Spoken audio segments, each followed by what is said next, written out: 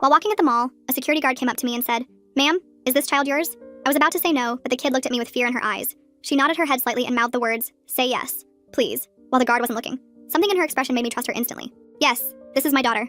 I pulled her into a hug and felt her trembling against me. The security guard looked skeptical. He was a heavy-set man with a mustache who reminded me of Paul Blart. She was hiding in the dressing rooms for over an hour. Staff was concerned. "I'm so sorry. We got separated and she must have gotten scared." I rubbed the girl's back, trying to seem maternal. You know how kids are. He studied us both for a long moment. The girl buried her face in my shoulder and I could feel her heart racing against my chest. Finally, he nodded and walked away. But I noticed he spoke into his radio as he left. We didn't have much time. As soon as he turned the corner, I knelt down to the girl's level. She had dirty blonde hair and a messy ponytail, and her Pokemon Eevee t-shirt had stains on it. Dark circles under her eyes made her look older than she probably was. Her eyes kept darting around like she expected someone to jump out at any moment. "Are you safe?" I asked quietly. She shook her head. "There's someone who took my mom, and I'm scared they'll take me too." My heart started racing, but I tried to stay calm for her. I took her hand and noticed how cold her fingers were. "Let's go somewhere with more people, okay?" I led her to the food court where it was crowded and we'd blend in better. The lunch rush meant every table was full and the noise would cover our conversation. I bought her a slice of pizza and a lemonade, then found us seats near the exit. She devoured the food like she hadn't eaten in days. "Who took your mom? What did they look like?"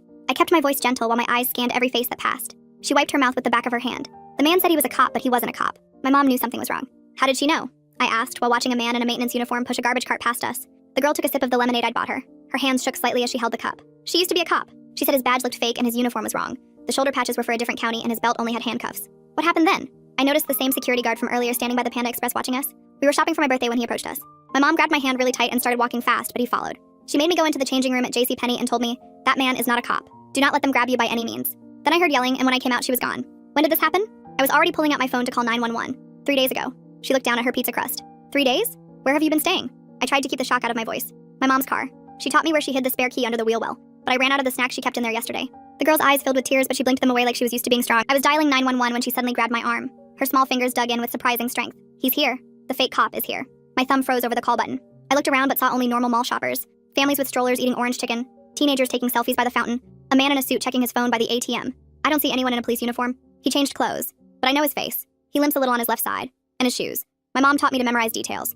Black dress shoes with a scuff on the right toe. She was practically hyperventilating now. "Okay, we're going to calmly walk to the bathroom. Then we'll figure out what to do." I abandoned the 911 call for the moment and grabbed her hand. We stood up trying to look casual. The girl stayed close to my side, using me as a shield from whoever she'd seen. The food court seemed bigger now and every face looked suspicious. We walked past the Chinese food place and I was just really confused. Just as we reached the hallway to the bathroom, she tugged my hand and was shaking. "That's him. The man in the blue jacket by Subway," she whispered without looking. I glanced over and my blood went cold. I saw the man's profile and knew who that was without a doubt. No, it can't be. Are you absolutely sure?" My voice came out strangled. The girl peeked around me, then quickly hid again. "That's him. He's the one who took my mom. He had a partner too, a woman, but I didn't see her face. In my head I thought, a woman? But that man is my husband." Full story link below.